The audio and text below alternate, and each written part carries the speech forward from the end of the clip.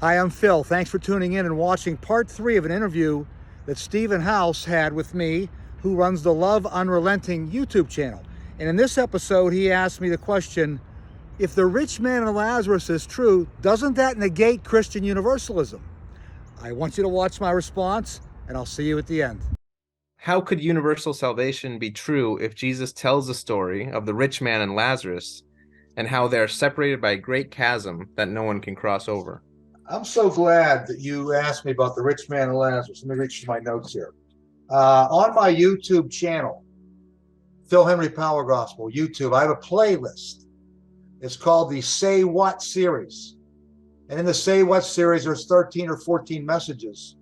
And the last 4 messages deal with the rich man and Lazarus. So I did 4 parts on the rich man and Lazarus. Let me touch on a few of my points that are in these 4 videos. Jesus told 38 parables, okay? We get the parables. They all start like this. There was a certain man, there was a certain town, there was the kingdom of heaven is like, or sometimes he just says, hey, yo, like in today's term, hey, morons, this is a parable, here we go. So we can tell, I call it parable signaling. We can tell when it's a parable. And the rich man and Lazarus starts exactly in that same way. There was a rich man, okay? It's the same start, first of all, okay? So if he tells 38 parables, why would 37 of them be fictional narratives to illustrate a point, but one of them is an exact gospel truth? So right off the bat, time out. Right off the bat, I don't like that part of it. So if you also then look at the parable that precedes the rich man and Lazarus. It's the parable of the unrighteous manager. And in the parable of the unrighteous manager, it sets up the exact same way. There was a rich man.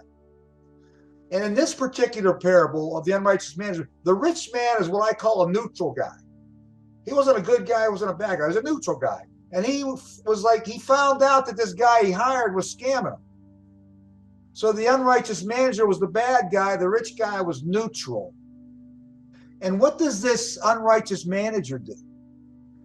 Instead of saying, I'm wrong, he starts conniving and scheming. Hey, look, hey, you owe us this much. You're only going to pay us this much. Do that. He starts maneuvering to save himself so that when he gets thrown out, these other people will receive him. So the unrighteous manager precedes the rich man and Lazarus. There's a neutral guy, there's a bad guy. The bad guy doesn't own up to his faults. Now let's turn to the rich man and Lazarus. You got a neutral guy and a bad guy. The Lazarus is a neutral guy. We don't know from the narrative, was he like a good dude, a bad dude? All we know is he's poor and he wants food. That's all we know. I'm sure there's poor people that are like really super great people. There's probably poor people that are jerks. We don't know. All we know is he's poor. But the rich man, you can see that he's an uncaring dude. He doesn't care. He cares less, only about himself. So he's the bad guy. It sets up the same way. Neutral guy, bad guy. Okay? The bad guy finds himself jacked up. And what's he do? Does he own up to it? No, he starts wanting favors. Hey, can you send him down? I want a drink of water. Hey, can you go see my brothers? At no time does he say, I'm a jerk. I messed up. It's the same setup. And guess what? Who was the target audience in both of these? The Pharisees. Jesus is slicing up the Pharisees. Not because he hates them, because he loves them. He loves all people. And this was his way to reach them and say, guys, you have no idea how far off base you Pharisees are. Jesus slammed the Pharisees, didn't he, in all the Gospels? And he's slamming the Pharisees and the rich man and Lazarus. This has nothing to do with some, guy, this rich guy in hell. It has to do with the Pharisees in the right then and there. That's what it's about. And let me say this too, just in closing. If the rich man and Lazarus is true, faith doesn't matter. There's nothing about faith in the rich man and Lazarus. The faith of Lazarus that doesn't mention it, or no faith of the rich man.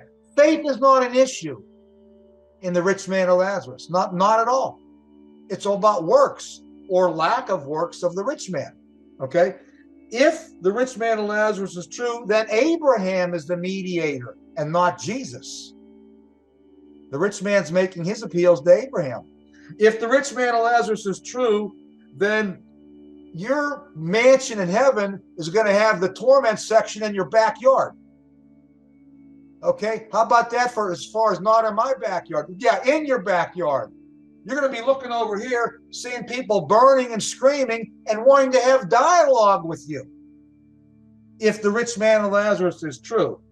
And if the rich man of Lazarus is true, so many other scriptures are false. The scriptures about God's will to save all people, God's will to reconcile all people, Jesus the Savior of all, throw them all out if you are going to put all your faith in the rich man of Lazarus. As you can tell, I get a little passionate about this. I hope you enjoyed that presentation. My response to the question about the rich man and Lazarus, yes, I believe it was a parable, just like every other parable, a made-up fictional account meant to drive home a truth. And the truth was that the Pharisees were religious, arrogant, high-minded, and Jesus had to knock them down a few pegs while he died to save them and all of mankind. So on our YouTube channel, there's a playlist, and it contains, it's called the Say What playlist. There's 4 other messages about the rich man of Lazarus, more lengthy in their teaching. I hope you watch those and check out our channel. And we have YouTube, we have a website, philhenrypowergospel.org. We're daily on Facebook, Twitter, and Instagram. And until next time, may God bless you and empower you.